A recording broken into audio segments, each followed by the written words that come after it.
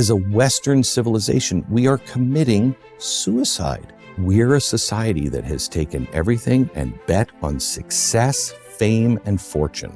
Those are the biggest lies of all. What do you think the choices are in front of us? Life and death. I think we're battling a death cult. I've been very upset with the way young men have been treated. And I was thinking about the messaging to the Black Lives Matter kids. You are a victim. I caught myself. Have conservatives done the same thing to American men? I 100% agree with you. I feel the same way. Look at somebody who's 25. You play by the rules. You put yourself in debt. You get A's. You do everything right. And now you can't get a job? Of course you feel this way. But here's what I need you to adjust your focus. You're not a victim. You said that at age 62, you figured out why you were born. Now, the only thing that matters to me is standing for the truth. Hi. How are you? You know, I have so many things I want to talk to you about, but before I give direction for a conversation, I just want to let you start. What's on your mind?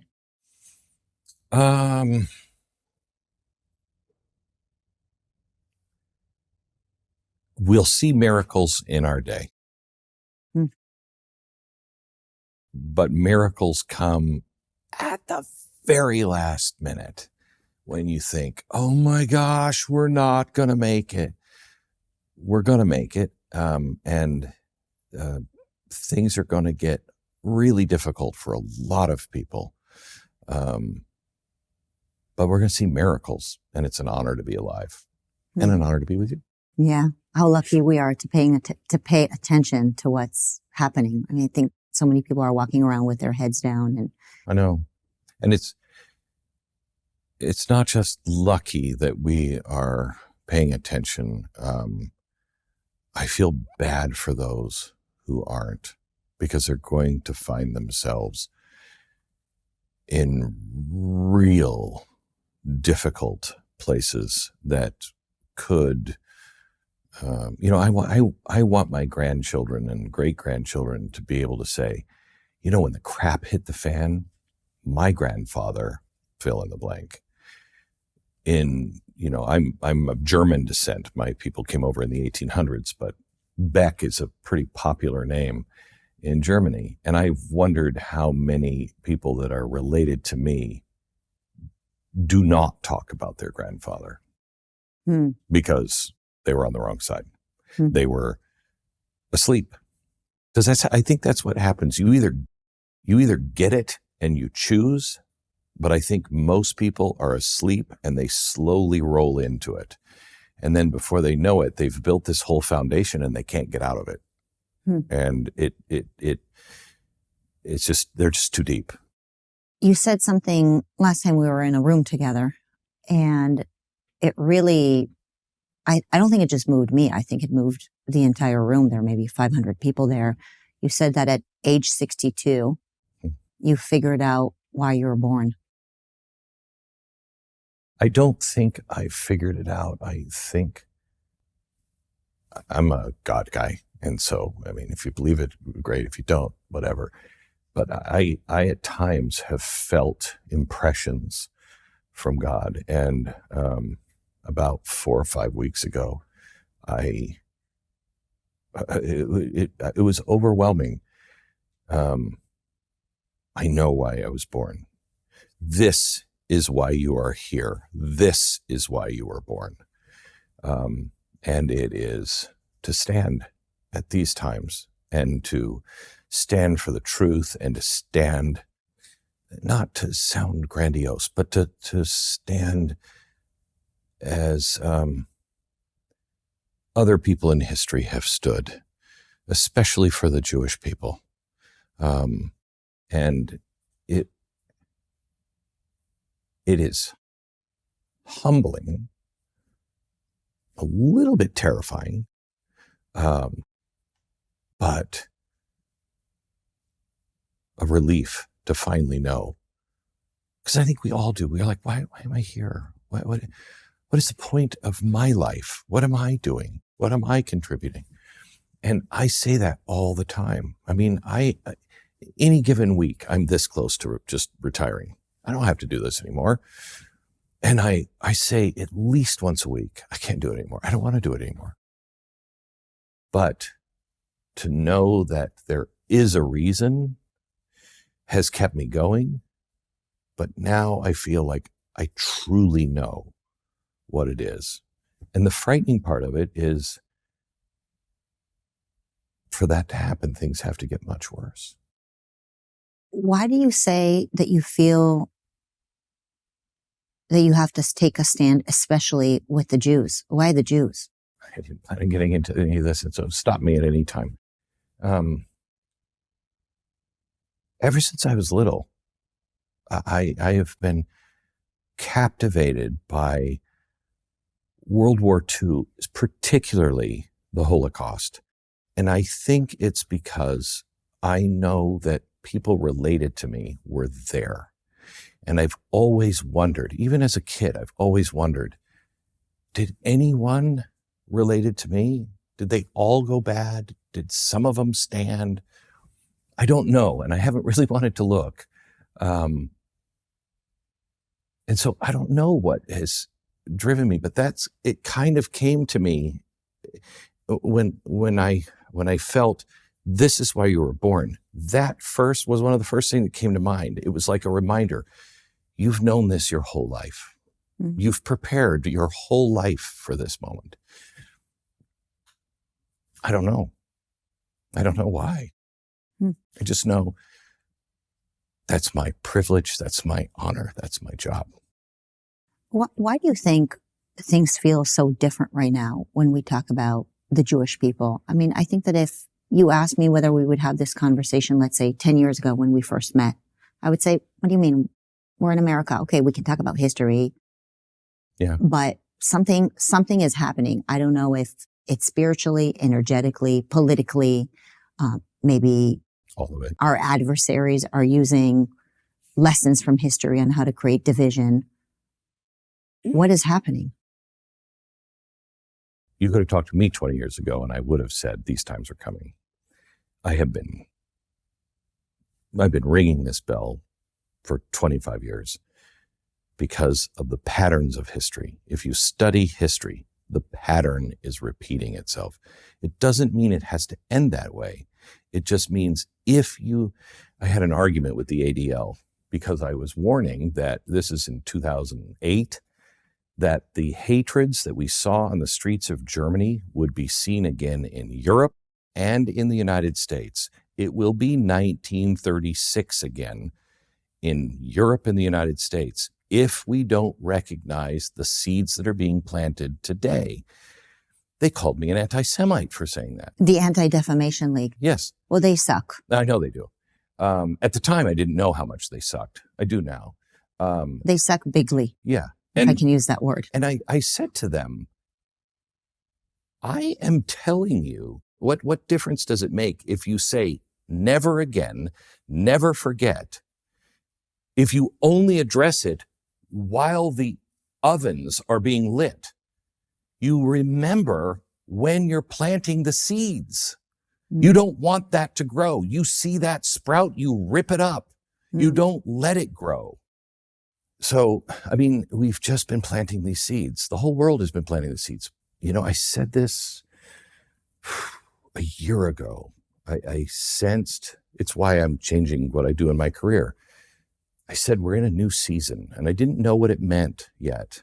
But I watch for the leaves to change. I watch for seasonal changes because they come in cycles like this. They come in seasons, and one changes and then something new happens and it's a new era. And I said, I don't know what it means yet, but the seasons are changing. And we're going into winter. And Charlie, I think, was the catalyst of this particular change. The grow light on this one is, and I've explained this the other day with you, that there's action and then equal and opposite reaction. Guy gets up, he shoots Charlie. He thinks the reaction is either going to be celebration of him or there'll be some pushback, but it will make his side stronger. But he shoots, but the opposite reaction is not equal. It was so out of proportion that I believe it was God. I believe there was this divine movement on the country. The Charlie Kirk Memorial, 100 million people watched that. We felt it. If you were in that room, you felt it. You could feel God there. And when they start talking politics, you could feel the Spirit withdraw and come back. It was amazing. And it was miraculous. And look what it started all over the world. All over the world, people were waking up. Equal and opposite reaction. God shows up. I believe evil showed up. I believe in a force of evil. I believe the force of evil went, really? Here's my equal and opposite reaction. Because we saw this anti-Semitism, crazy anti-Semitism, sprout out of nowhere within weeks of Charlie's death. All of a sudden, we're in a new season. Whenever you're talking collectivism, you always pick groups. That group's out, that group's out. It usually starts with the Jews, but it ends up with just about everybody. But I think we're at a time now that we're actually seeing the big boys play. And God's sifting. The left sifted, hey, who will go along with, men can have babies, okay? Mm-hmm.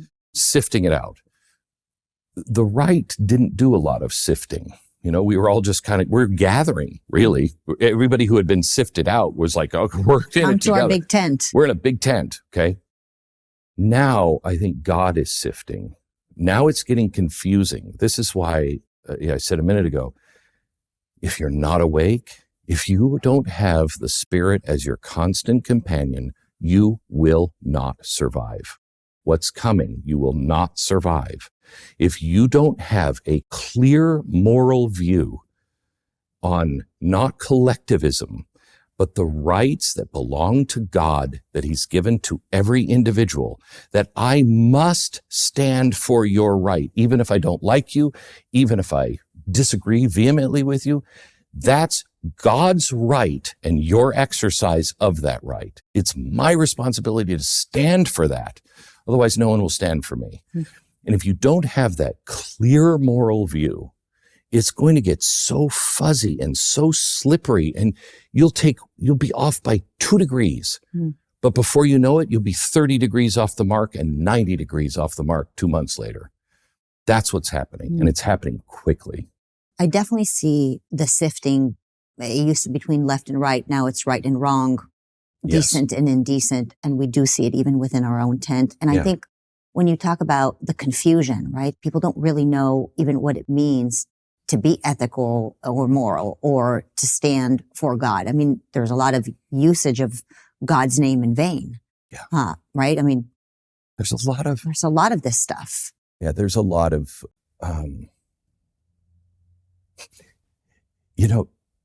God people sometimes are it's good because you can kind of see who they are, but it's like wearing one of those polo shirts with the little teeny pony. And now we're getting the God people who don't really understand God that are wearing those polo shirts with the huge pony on it. You know what I mean? You're like, I got it. They're label people. Mm-hmm. I'm a believer in God. I'm a believer in God. Okay, that's good. How does that manifest in your life? You don't have to beat your chest. We were talking earlier about the people who really make a difference sometimes in society, who really have the wealth or the power or whatever. The good ones, you don't necessarily know. You'd be standing in a room and they are not beating their chest. They are not beating their chest. They're quiet. I think Jesus was really clear on right and wrong. but he was also the quiet one at times. You know what I mean? That's okay. That's okay. He didn't need to come in and go, you know who my dad is? He didn't do that. He didn't do that. He didn't need to do that. It's interesting that so many feel that it is their responsibility to say who is and who is not a Christian, who is and who is not a God person. All I need to know, do you believe in the rights that God gave us? Will you stand for the Judeo-Christian ethic of loving your neighbor? Obey the 10 commandments. Be decent to one another. Help love one another. You got those things down? We're in war. I will stand by you every step of the way. But I can't stand with people who are dividing us constantly on things that are settled. Hitler was bad, period. You want to say we shouldn't have gone with Stalin? All right, we could have that conversation because Stalin was bad, period. But everybody is also human and we make choices at the time, and I'm not responsible for those choices, but let's not rewrite history. Let's not come in and start saying things that are just absolutely not true. I'm not going to fight with you as an individual, but I will stand up for the truth, because that's a lie that Hitler was good, that Churchill started, that Churchill dragged us into war. No, not true. I keep thinking about Ronald Reagan's statement and his speech, A Time for Choosing. I think about it all the time because I'm like, is this the first time that we are dealing with these big moral dilemmas? And obviously the answer is probably no, right? There are these big moral dilemmas, and Ronald Reagan basically placed the choice of socialism versus freedom. It does feel like even within our own tent, within the group that believes in advocating for America as America is truly built to be. What do you think the choices are in front of us today? What are we choosing between? Life and death. I think we're battling a death cult. You see what's happening with Made in Canada. You see what's happening with political Islam. You see what was happening with COVID. If you won't wear a mask, then you don't get medicine. You should die. We are in a death cult. Shout your abortion? What happened to safe, legal, rare? I don't agree with that, but at least I can understand your point. Celebrate and shout your abortion. You're in a death cult. I think we are in one of those rare moments in human history that almost becomes biblical. Choose life. Choose life. That's what our choice is. Life or death. Life or death. Look at all the, I mean, you could take it even to policies. Look at all the policies. We are committing suicide as a nation, as a Western civilization. We are committing suicide. You look at things that people are arguing for right now, and you're like, look, I get it. I get it. Minnesota, you have this, Scandinavian sort of socialist, you're very kind, whatever. You believe in bigger health. That's fine. They've just taken $1 billion, and some of that money has ended up in the hands of terrorists. And your politicians are fighting for us not to look and arrest people who are involved in that. Excuse me. That's not choosing life. That's not socialism. That's not politics. That's something way beyond politics, way beyond politics. And it's so disconnected from reason and thinking that I don't understand it. And maybe that's maybe that's a flaw in me that when I don't understand it, I put it into evil because I think it's the only way I can explain that. I can't explain a society that wants to teach our youth, you'll never make it. Mm-hmm. The world's going to be destroyed. Everything is bleak. All these people are against you. The system is against you.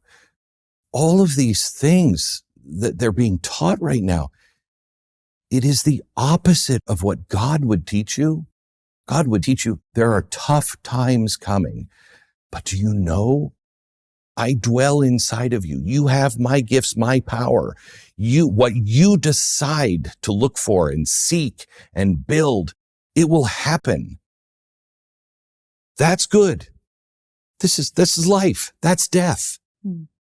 I started talking to you about this as we were walking in, but this is really my first public confession about this issue. I feel like I have been part of this problem, this rage culture problem too. I've been very, very, very upset with the way young men have been treated. As an educator, I remember seeing how young boys are treated in classrooms, taking away their masculinity, telling them that they should speak last. I never did that, but I witnessed it. And then I was enraged by it. And so I kept talking about how terrible it is that we're treating young men the way they're being treated. But they also heard it. They heard me telling them that they're mistreated, which is true. But for a very long time and all through the elections, we kept enraging them by telling them that they are a victim. And, Glenn, I caught myself a few weeks ago thinking about this. And I was thinking about the messaging to the Black Lives Matters kids. Again, the messaging of you are a victim. You have been mistreated. And when the country messaged to the BLM kids that they were victims, they thought that there's nothing they could do. And so they should tear it all down. Right. And I caught myself a few weeks ago thinking, oh my God, have conservatives done the same thing to American men by calling them disaffected, by telling them that the system, the feds are against them, which so much of it is true. This is why this is so challenging, right? It is so challenging because it is true that the government failed us. And it is true that we have vaxxed them, government has lied to them, and we have mistreated them, but we are constantly telling them that they're mistreated and they're young. So I 100% agree with you. I feel the same way. I feel exactly the same way. But again, if I could leave a message to the future, it would be this. We did our best. We're good people. We are doing the best we can. We don't want revolution. We don't want bloodshed.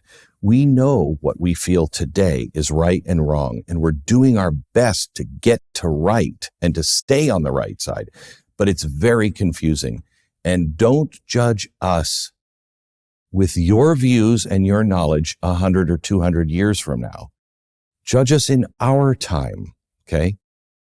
We're doing our best. You've done your best. I have too. We're all trying to figure this out. We're human. I have looked for so long for examples of who has done what I'm trying to do every day, speaking to millions of people as a national voice. Is there any model for it? I can't find one. So I'm making mistakes all the time, but I can't find a model for it. And you get to a point where you're like, oh crap, that was a stupid mistake. Mm. So we've all been right where you are. But the great thing is you've recognized it. I feel the same way. I've recognized it. And that's why it's important that we talk about the issues and not people. Think of Saul Alinsky, polarize, single them out and polarize them. That's Saul Alinsky. Don't do that. Don't do that. Talk about the issues. And then also, look, I find myself all the time listening to the news, listening to things that are happening in Washington, go, That's not the truth. That's probably not right. I don't know exactly what's happening, but I don't think it's that. Mm-hmm. And I don't know what to do with that, because that just makes you more and more disaffected. Or you can look at it again. You have the creative or destructive power. Life, death, create, destroy. We're not hapless dupes. We are not just pawns. We were born for a reason. And when you understand, look at somebody who's 25, born in, let's just say 2000. They don't remember 9/11. They don't remember a time where we didn't have TSA. They have no idea what this police state, before the Patriot Act, you couldn't spy on people. None of this was like, that's America to me, where you didn't have this giant apparatus that could spy on you, at least openly. Okay. Then their first memories might be at 8 years old.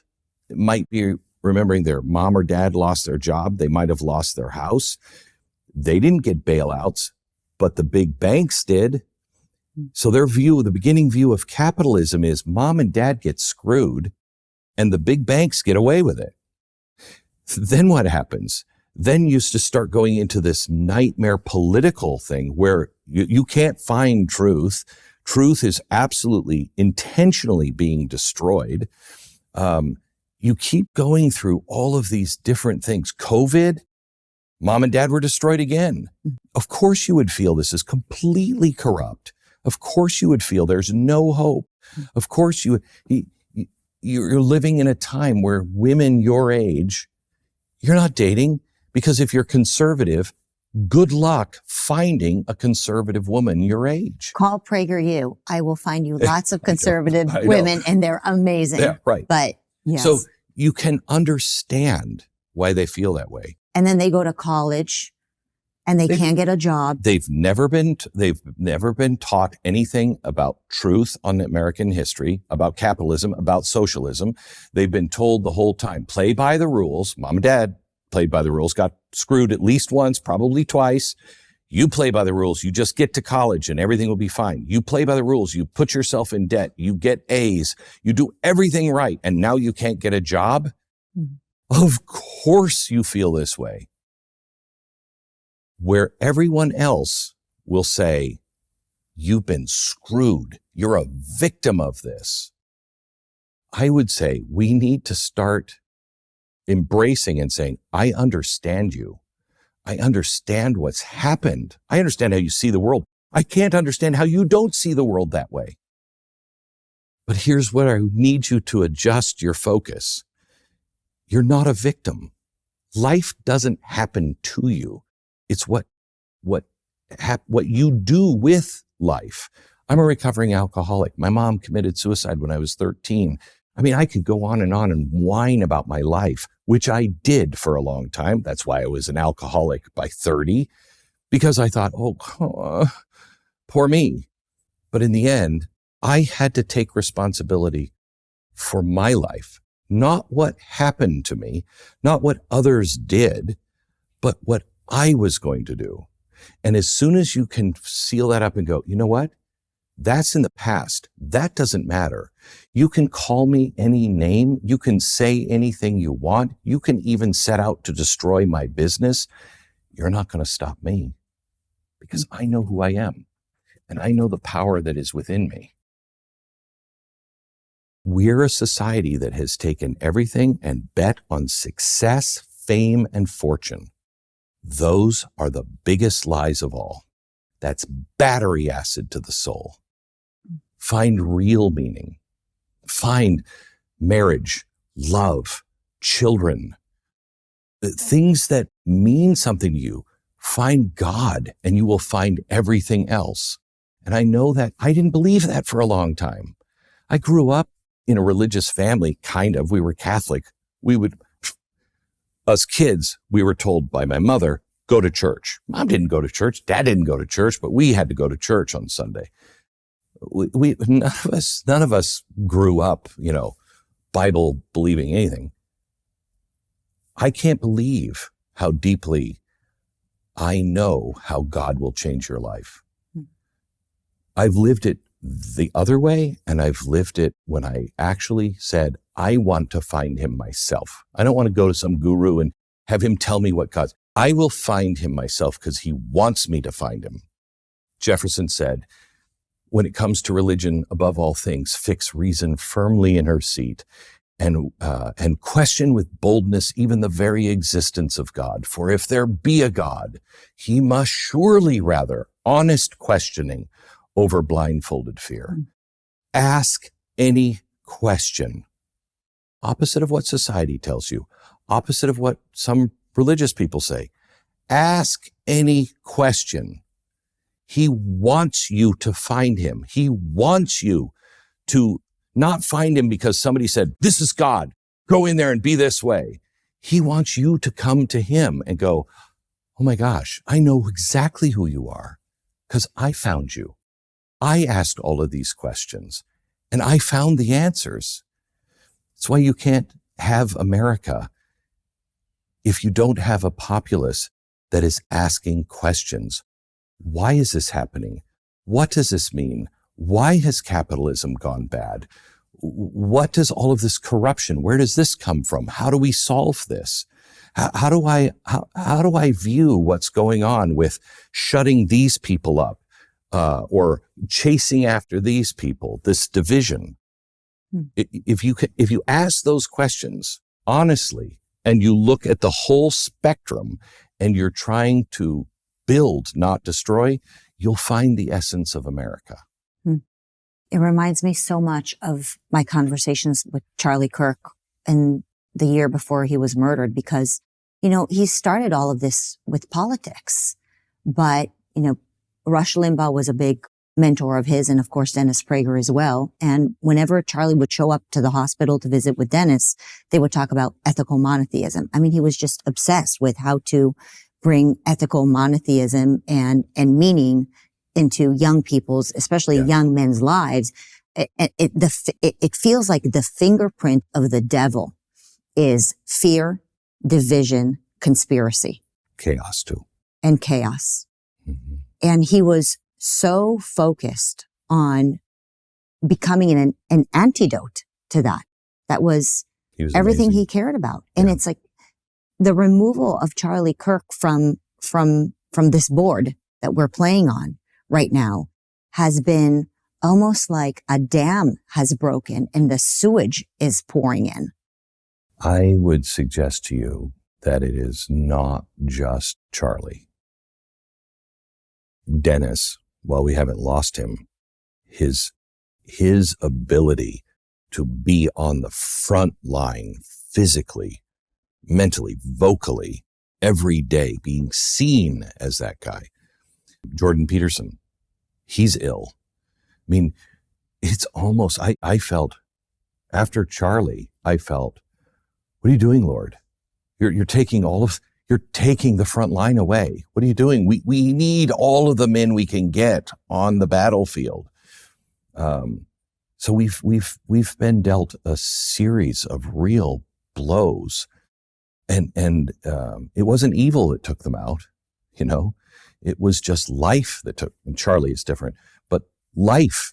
The things that happen with both Dennis and Jordan, and I think that's what made me so happy in the aftermath of Charlie's murder, is the number of people who said, I'll stand in his place.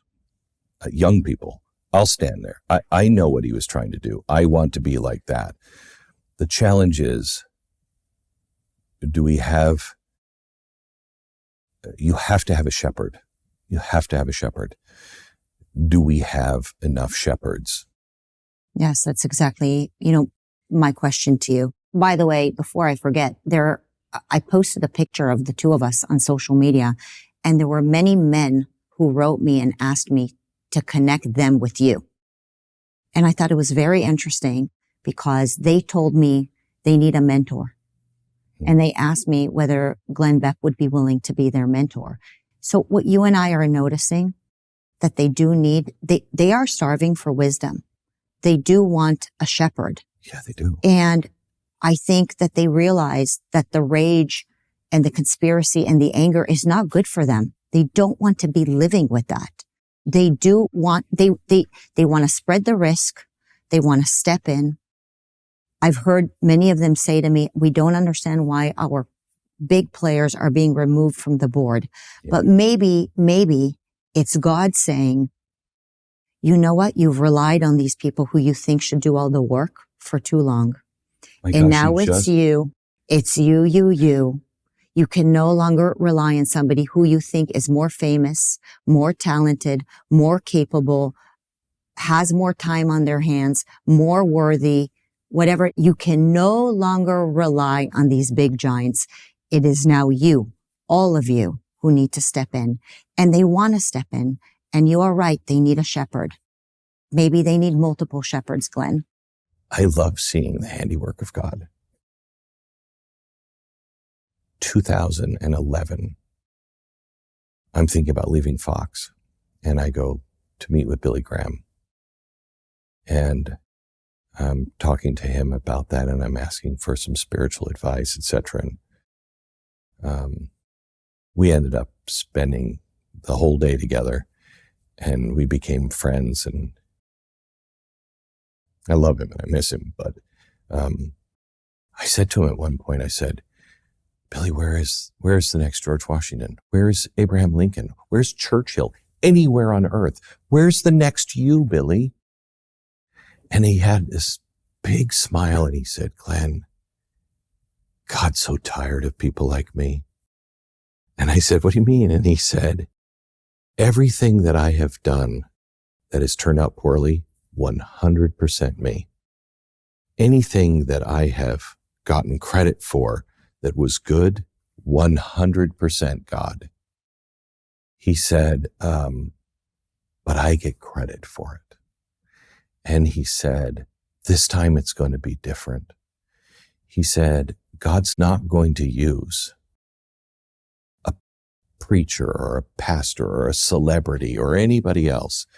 He said, this time, think about what you just said to me. He said, this time, he's going to ask each individual to stand up in their own place, and they're going to feel inadequate. They're going to feel like they don't have enough to offer. They'll be asked to stand and they'll argue.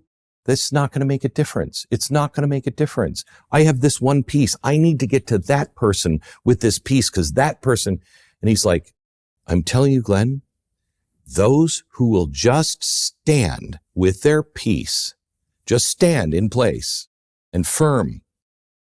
He said they're going to stand and they're going to be feeling like they're standing in the dark. And one of them will say, what the hell am I doing here? And somebody else in the dark will say, is there somebody else here? Yes. Who are you? I don't know. I'm just here. God told me to stand here and I've got this stupid piece. Wait a minute. You have this piece? And third person will say, hold it. There's somebody else in this room. And he said, it's like God's planning a surprise party for Satan. He said, at some point, the lights will go on. And he said, you will see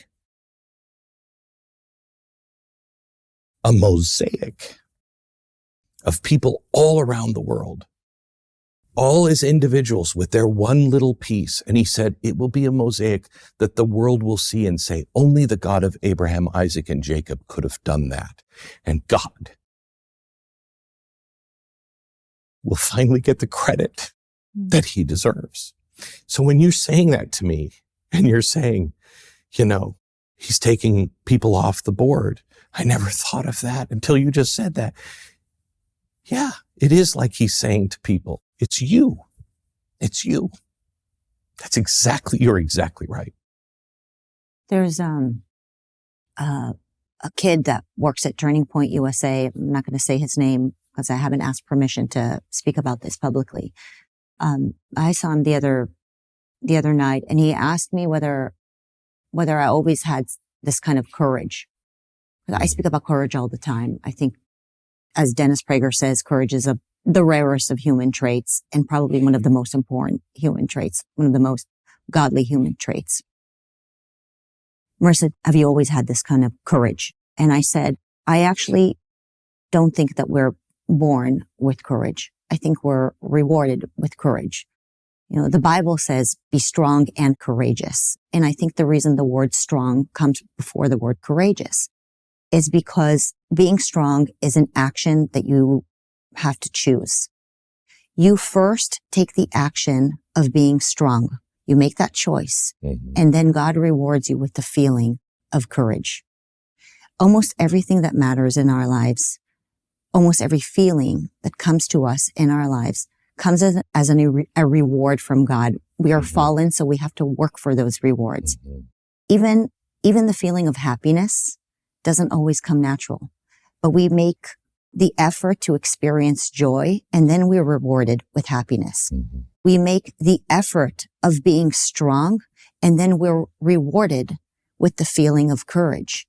And I think that people look at us and they think we're just born with courage. I used to look at you, Glenn, and I would say, how does this man have so much courage? God must just give him courage. And now that I've gotten to know you, I got to know Dennis, Charlie. I don't know if it comes natural for you. I mean, you can tell me, but I feel like I have imposter syndrome, you know, for people to think that I'm just born with courage. I just make the choice to be strong, and then I feel the courage. So I agree with you. I was talking to somebody just today. I don't know. And I think this is why dictators always try to go after religion first, because without God, I don't know if you'll choose to have that kind of courage. I look at, it's funny you're talking about be strong and have courage.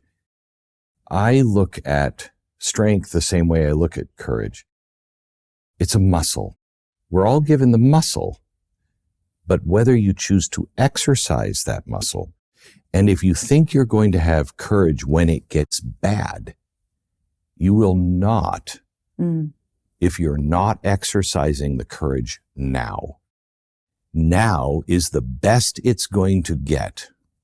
So begin to have courage now when it's easier. That's the only thing that will get you through, because after a certain while, you're like, what else? Bring it on. You know what I mean? And that's just kind of a resignation of, I'm in this deep. You know what I mean? My son,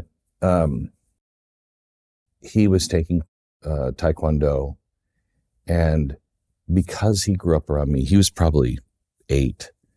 And because I would take the kids with me on the road and things, and they always grew up around security. And there have been times where they had to be taken away from situations because it got really nasty, ugly, and the kids witnessed it. And then they saw dad go one way and us be taken in another car another way.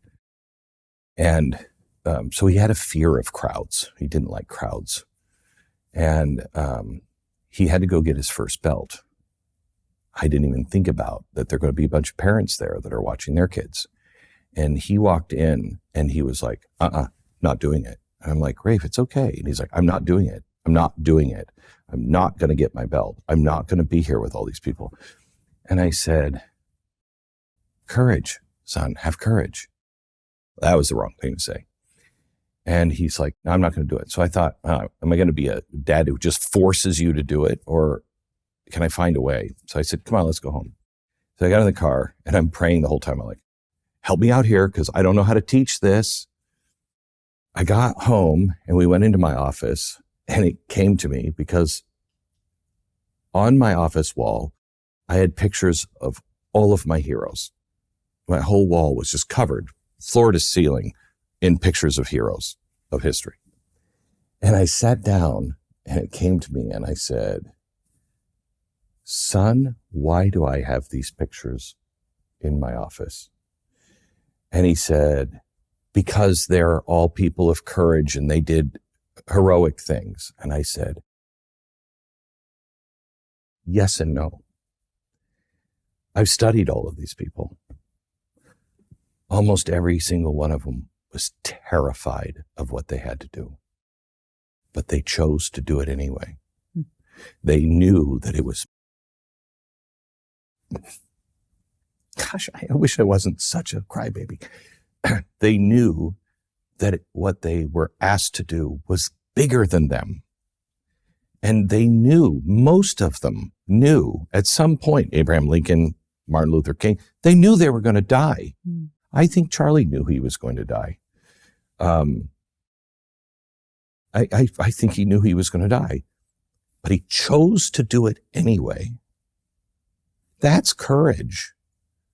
That's the definition of courage. If you can realize that this is so much bigger than you, that you don't matter, but the principle does. And if you won't do it, who will?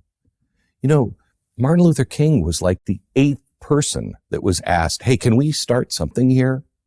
Most of the people that were in his position that would have been good, they wouldn't do it because, no, I've got my church, I've got my flock, I can't leave right now, I can't do this. They had all kinds of excuses, okay? Martin Luther King was just the first one that said, okay, yeah, I'll do it. He knew what it meant. He knew what it meant. And I think of him in the same way when I think of Donald Trump. You know, when you think of Donald Trump, think of him before he was president. He's kind of a playboy. He's big money. He's New York. He's glitzy. He's got his name up in lights all the time. You don't think of him as the guy with courage. You know what I mean? The guy who's going to do it. And yet, you know what he told me when I asked him? I don't remember where we were. We were someplace, and it was the two of us, and I've asked him if I could tell the story. But I said to him, right after the assassination attempt, what were you thinking? What was going through your head? Because I know what would be going through as the Secret Service is piled on top of me. I know what I would be thinking. Where's the shooter? Are we safe? How do we get out of here? Right? Yes. You know what he was thinking? This is a quote. Stand up. This is pathetic. You're not afraid of these people. Stand up. Show some courage. That's why he was like, I got to get up. I got to get up. I got to get my shoes on. Get up. And that's why he made the decision the moment he hit the floor, stand up, fight. That wasn't political. That was naturally in him. He's just one of these guys who just, I think, has been exercising in his own way courage at negotiation. That takes a lot of courage. When you have billions of dollars at stake and you're negotiating and you're like... And wars? Right. And war. But his whole life he's been doing this. You know what I mean? He's exactly the guy to come in and do it that you would just not expect. But I think in his own way, God knew he had been prepared for that. You know? It's interesting because as we were talking about how people need shepherds and America needs more courage. And then you talk about Donald Trump and all the courage that he has. I remember it was exactly 1 year ago. You and I were at Mar-a-Lago with him, and I stood there with your wife. There were just a few of us in the room. It was right after he got elected. And you said to him, President Trump, I need to tell you now in person that I doubted you, but once you moved the embassy to Jerusalem, you showed such courage that I realized that you were the guy. And you had that exchange. It's been exactly 1 year since that exchange. Wow. And you used that word courage back then. And it's coming back to me now because that is the word. That is the word, Glenn, courage. And I think about the disaffected young men. They have not been taught courage. They have been taught rage, but not courage. But what's amazing is it's in men instinctively. The muscle is there. Yes. We're seeing women. The natural muscle for women is to embrace, is to heal, is to help, is to stand with the little one. You know what I mean? And in so many ways, it's all misguided. It's toxic. It's misguided. But that is the natural instinct that is coming out in women that's driving them this way. Men naturally see over the horizon. They are on the wall. They are the protector. Say what you want about whatever. This is bred into us. Okay. It's in our DNA. They know trouble is coming and they're feeling it. That's why I think they're more conservative, because it's somebody saying, no, you're a man and you have purpose. They want to be. They want to be that man, and we need them to be that man. But it has to be guided. There's so far our society is not teaching. What does that mean? We're teaching that being a man, I don't know, means to fight, means to be the alpha. No, sometimes it means you might be the alpha, but you might be the quietest one in the room. You're the one who is measured. When the world is panicking, we need men to stand up and say, relax, we've got it. Everybody, follow me. That's the exit. Somebody who's just coming in and just tearing up a room, we don't need that. We need men who are reasoned, who are strong, and that can stand in front of the room and say, listen, go this way. And for anybody who doesn't, that's fine. Sit down. Sit down. Listen, hear me out. Go this way. We need that kind of courage. We need that kind of man. Social media, Glenn. Toxic, deadly. Jonathan Haidt wrote many great pieces. I'm sure people are familiar with the coddling of the American mind. And then he wrote another book about the anxiety that our Gen Zers are experiencing. It's all coming from social media. The best social media and anti cell phone, iPad. Yeah. His recent piece about the smartphones being basically the hand of the devil. He put into ChatGPT the question of if I wanted to destroy, if the devil wanted to destroy the next generation, what would the devil do? And the answer essentially was, I would hand children a smartphone. I would deprive them of meaning. I would push consumerism, division, judgment, all of these things that we're seeing on social media. And to be honest, if we really need to be honest about it, it's not just young people who have been engaging in this toxic rage culture. Many of our friends who have left traditional media to do good for society have now been poisoned by the rage culture that's on social media. And these are people who I adore, have looked up to, and love deeply. And I don't even know if I can fault them, because you are lucky. I said this to you last week. You're lucky you don't spend that much time on social media. If you spend 7, 8, 9, 10 hours on social media, constantly reviewing the clicks and the shares, and you need to monetize your business off social media, you get trapped into this cycle of rage bait. I think this was one of the gifts of my alcoholism. I get into radio. I'm 13 years old. I'm in radio. And by the time I'm 22, 25, I'm making, back in the 80s, I'm making $250,000 a year. I have my own realm of fame, in town. And, I could pretty much do whatever I wanted and have whatever I wanted. And I became an absolute monster. By the time I'm 30, I'm so in love with myself. I buy all of my own press. You wouldn't recognize me. I was a monster and a raging alcoholic. The only time I was nice was when I was drunk. I'm a kind drunk.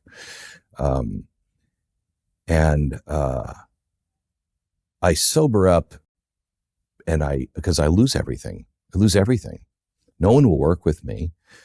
I lose my family, lose my house, lose everything. And when you lose everything, you realize the only thing that matters is your word, your honor. That's all that matters. That's the only thing you own is, no, I mean this. I give you my word. Okay.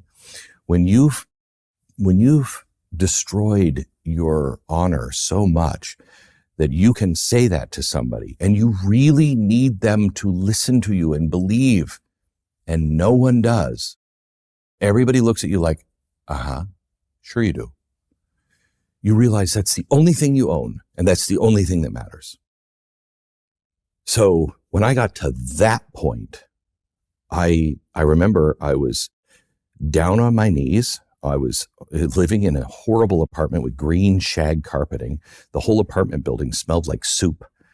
And I realized I was either going to repeat my mother's life, and I was going to kill myself because I couldn't live this way anymore, or I was going to find another way to live, because everything I knew was wrong. I had done it my way, and I completely surrendered. And I said to God, all I want back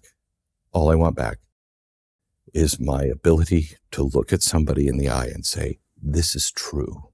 I believe this, and I will work to earn that right back. Just help me make it. Because of that rock bottom, I've never wanted to violate that. That's why when social media first started hitting me back in the early 2000s, and they called me horrible names and vicious names and said that I actually believe these things, blah, blah, blah, it hurt me so deeply because it was hurting my honor. No, I don't mean that. No, I'm telling you, this is what I am. This is what I believe. And now I'm kind of numb to that, but it's the only thing that has held me in place. When I left Fox, and very few people can understand this, it's kind of like this, you know how they say presidents have their own club, and only a president can relate to another president because they're the only ones that have sat in that chair and felt that global pressure. People who had been at Fox at the height, when Fox was Fox, and there was really no social media, it was, 3 to 5 million people every day.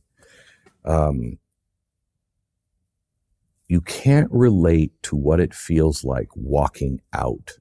It's like Hotel California. You can check in, but you can never leave. Roger Ailes said to me as I was leaving, he said, before I was leaving, about 3 months before we had announced that I was leaving, and he said, you're not leaving. Nobody ever leaves. And I'm like, I need to, because I knew what it was doing to me. But when I left, for probably 3 years, it played on me so hard. Fame and fortune are battery acid to the soul. And the minute you have it, and you know what it feels like, and social media people now know this, if you've got millions of followers, you get likes, and all of a sudden you're not getting these likes. They're starting to go down, and you're like, okay, I gotta get something else because I got to get back up there. I'm slipping. That's why I knew I had to leave Fox, because I was beginning to want it. You recognize the addiction. Correct. And I wanted it. And the minute I wanted it, this is another God time, I feel I heard, if you don't leave now, you will not leave with your soul. Because you'll begin to sacrifice, you'll begin to trade, and there'll be little trades. And you'll be like, okay, well, I'll do that because that'll help me here. That will help me here. I can make this compromise here. And before you know, you've compromised yourself away. I wish I could give the experience of the despair and humiliation of losing your honor. Because then you know what the value is of it, and you will never trade it for anything. And I feel for anybody who is addicted to social media, the likes, the hits, the fame, all of the lies of it. Don't trade it. Don't trade for that. Get rid of it. Walk out before you do that. There's no lesson like adversity, and we don't want our children or our friends to experience pain or adversity, but it's almost like the only way, huh? It is. I actually feel sorry in some ways for people who haven't had those big hits in their life. Mm. And I could be, because I only get it from my side. I don't know what it is on the other side. But I know I have such deep joy and such deep appreciation and such deeply held values because they came out of the fiery furnace. Mm. You know what I mean? Mm. I struggled to get that. Mm. And so I appreciate it more. Mm. We talked a little earlier about the messages that I got from young men who asked me to connect with you, which I think I'll show you some of these messages later. I will mentor it is pretty anyone. amazing. I want to talk about fatherhood, and mostly the number of young Americans that do not have a father. 1 out of 4 Americans do not have a father in their home. 80% of single parent homes are single moms. Our friend Larry Elder talks about this all the time. It is a major issue. Young children, especially boys, are starving for mentors. I've worked with Dennis all these years. He has been a father figure for so many young men. How do we fill in this gap? It is a national crisis. Above my pay grade, but if I may. I can't relate to not having a father, but I can relate to some of it. I didn't know this until my father was probably my age. And I was struggling with being a father and everything else. And he came out to visit me. And he said, "I'm sorry I was never there for you." My dad lived in the house, but he worked all the time. And he was always distant, always. We didn't play sports together. We didn't do anything together. And I never understood it. And so now I'm around 30 and I'm sobering up. And I said, he said, "I'm sorry I wasn't there for you." And I said, "Oh, Dad, I understand." He said, "No, you don't. No, you don't. Let me tell you why." His father used to beat him and then beat his mother. At 16, my father ran away from home, and he ran away. He lived in Seattle. He ran away from home and he went to Los Angeles. There he stayed at the YMCA, where he was repeatedly raped by men. By the time he's 20, he's all upside down. And he didn't know what to do. And he falls in love with my mother. And my father made a promise to himself: I will not be my father. And I am proud of him and proud to say he never was. But he was absent. He concentrated on not being his father. Fast forward, I'm 15 years old. And you know, when you have angst and you're in a fight with your dad or your mom, and you want to hit him hard. And we were arguing, and I said, "I will never be like you." And I turned around and slammed my door, and I'm like, "Winner." And knock on my bedroom door, and I open it up, and my father is there. And he has tears in his eyes. And he said, "I am so proud of you." And I said, because now I didn't win. And I'm like, "What?" And he said, "I am so proud of you. I didn't want to be like my dad either. But let me tell you something. Find someone who you do want to be like, or I promise you, you will be exactly like me." For much of my life, I did not find somebody. And I was much like my father. I worked all the time. My advice is what I did. I'm not saying this is right. A good friend of mine came into my office once and he said, "Where's your mentors?" He's looking at my desk in my office. "Where are your mentors?" And I said, "What?" He said, "Where are your heroes?" And I said, I up here. And he's like, "Not good enough. You need pictures of all your heroes on your desk, on your walls. So when a snap decision needs to be made, you know exactly what all of the people you admire would do because they're looking at you." Okay. So I had that. I didn't have somebody, my dad, until I found God. And then I started reading the scriptures. And God's the best example of a dad, a good dad in the world. You know how to punish. You know how to make promises. You know how hard it is to keep those promises, especially when it comes to they've got to fall and skin their knee. Mm-hmm. And you have to let them do it. You can't bail them out of everything, but you must love them. You must if you discipline, you must discipline and immediately show them love, or they're going to think that you're an enemy, you know? That's as close as I got to finding someone, but find someone in your life that has a great dad and get to know that dad and stay close to that dad. Learn everything you can, even if it's from your friend. Find someone that you think is a model of a good father and live that. And before you know it, you will be a good dad. So you're starting something new. You're focused on education.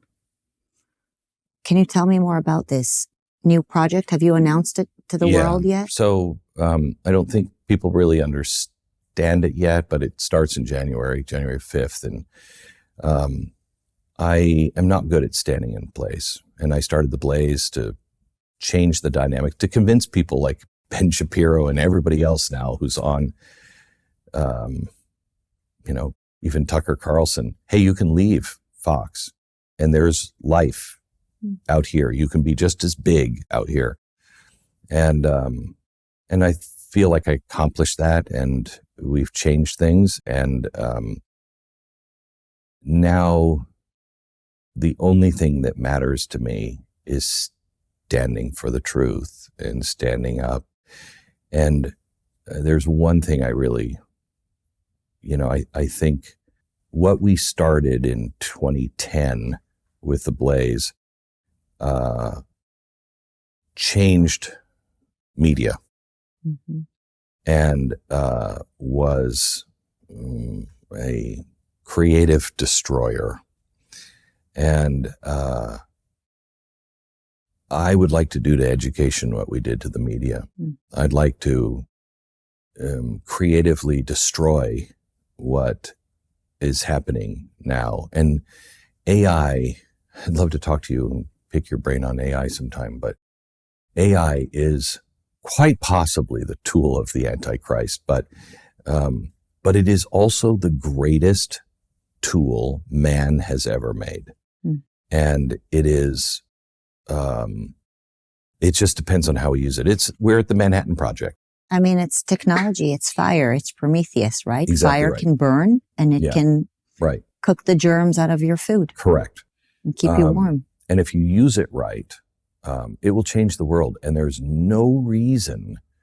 I was just having a talk with my staff. Somebody had said something to me like a week ago and gave me a name of a Catholic philosopher from, I think, the 1800s. And I never heard of him. And they were like, no, you really got to check out. I got onto ChatGPT and Grok, and I started doing research. And I'm getting an education. I'm checking it all. I'm checking sources. It'll hallucinate. Do not trust it. But I started doing research, And I probably had a month's worth of research from my team in one night. Yeah. Now I have this picture where I can go, okay, this is what I need to learn from this. I need to go drill in here and go do my research here. It's this great tool that, and something that will be of value in your life if you learn to prompt, not to be the one acted upon. Mm-hmm. You act and it helps. And your thinking grows richer and deeper and more complex if you realize you're in charge of this. Okay. And so we're starting George AI, which is based on our library. My library, I started collecting things about 2008. It's now the largest collection of founding documents, third largest in America, behind the National Archives and Library of Congress. We've put thousands of documents in just from the founders, the things that they were influenced by, the things they heard in sermons at church, the Federalist Papers, all of our national documents, everything. And now you can take this in a fenced off, proprietary sort of way, not ChatGPT, and it will educate you, somebody who holds a doctorate or an 8-year-old, and it will be quoting the founders in a language you understand based on education level, age level, but also all around the world. And it will provide all of the documents for you. So there's no need. When you have the document right there, who are you going to believe? You're going to believe a teacher who's like, no, I'm telling you this is the way it is. Or you're going to say, then explain this document. Help me understand how that worldview works with this document. And if you don't like this document, here's 100 others that are exactly the same thing.